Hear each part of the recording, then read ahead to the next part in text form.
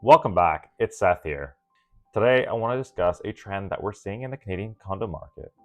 Overall, housing affordability and the building of new homes has been a huge topic in Canada for the past several years. And recently, we had our federal elections, and the housing crisis was one of the main issues discussed by most leaders. We are going to build our way out of it.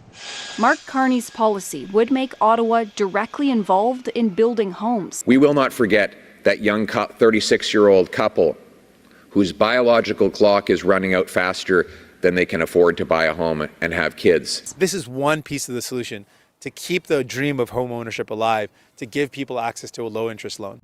But during this housing crisis, we're seeing something interesting unfold, especially in Toronto and Vancouver.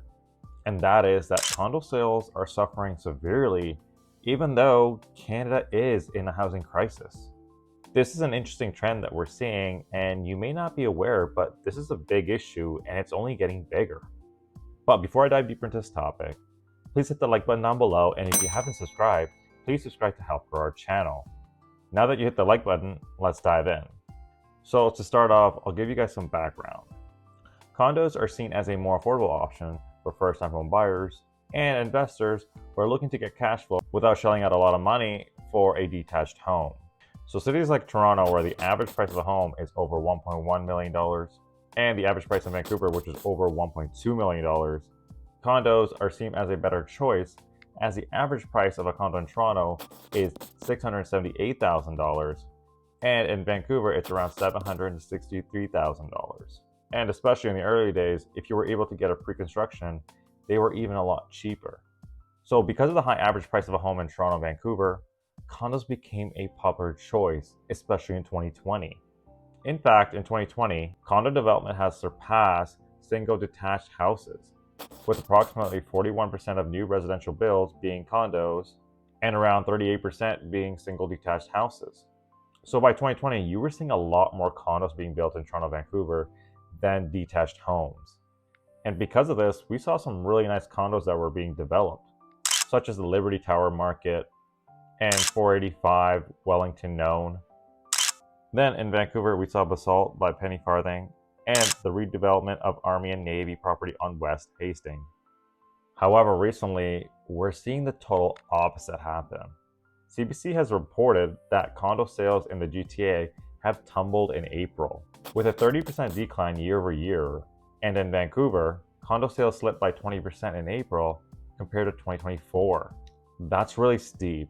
And if you remember anything from 2020, you would be considered lucky if you could get your hands on a pre-construction, as builders just couldn't keep up. Now, it's the complete opposite. They're building more condos than they can actually sell. According to CIBC's economic study, some condos in Toronto are sitting empty for 6 to 7 months, despite the ongoing housing crisis in the country. This is exactly not what the builders were anticipating. Their anticipation was that they could build these condos to meet the needs of young individuals that want to buy their first property and investors. However, that's not the case. So now you're probably wondering, so what happened? Why is there such a downtrend in sales? From what I'm understanding, there are 3 main causes that have led to this downturn in sales.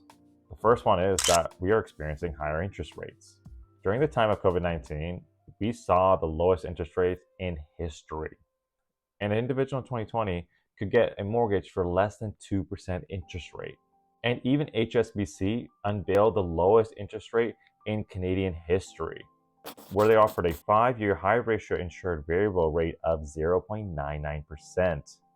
And you have to understand the average inflation is around 2 to 3% a year, so your interest was less than the average inflation that you would experience. So needless to say, borrowing money was dirt cheap, and you saw a lot of investors and first-time home buyers trying to step into the real estate market. But as interest rates have increased, individuals are not being approved for the same amount as they were before. So it has reduced everyone's buying power. At lower interest rates, individuals were being approved for larger mortgages so that they could go buy the property that they've always wanted. So now people are not being approved for the same amounts as before, and to be honest, some may not even be approved at all. So for an example, if you're someone who makes $100,000 a year, would like to put down a 20% down payment, and you're being approved at a 2% interest rate, Then you could get an approval for around $403,000 in mortgage that would bring your total buying power to $503,000.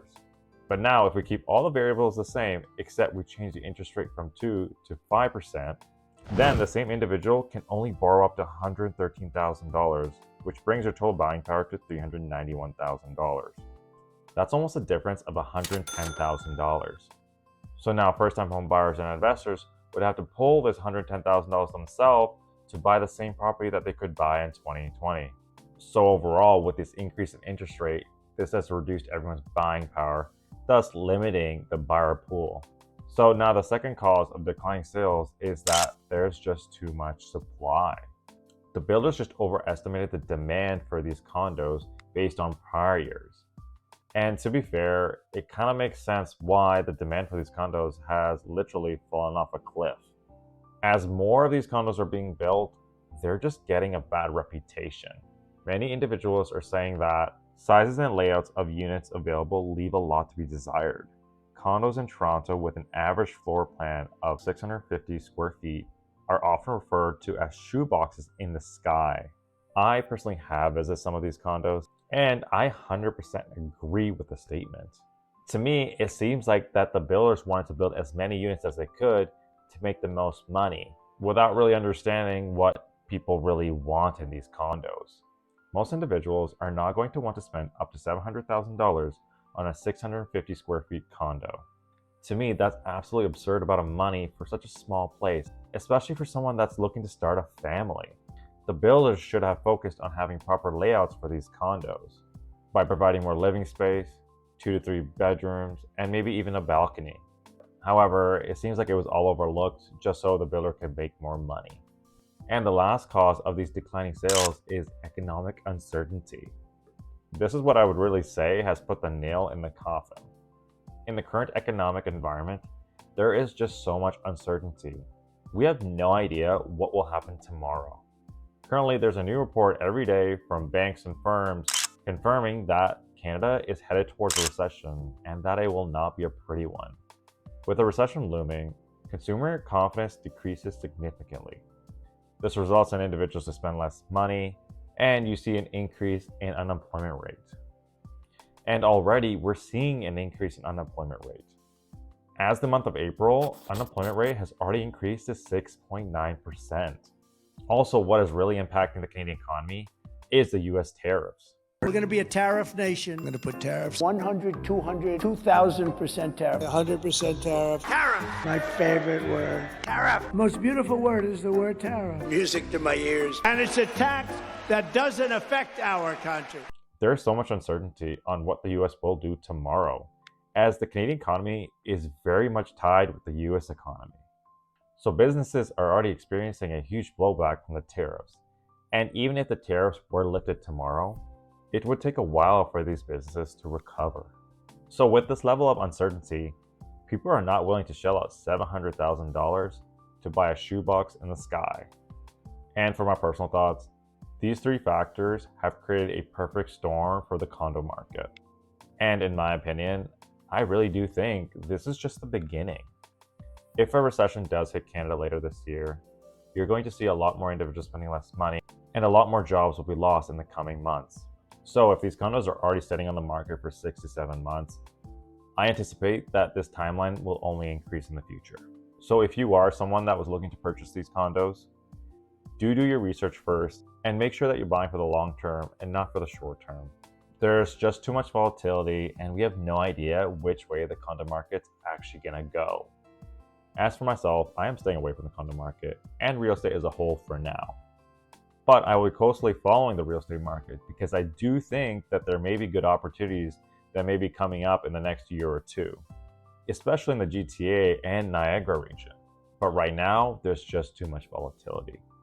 But I will keep investing my monthly allocated amount in my stock portfolio as we're investing for the long term. I hope this video helped you to understand what's happening in the condo market right now in Canada. And if you like this video, please stay tuned for future videos where I update you on economic events and I help you to budget and invest so that you can become wealthier.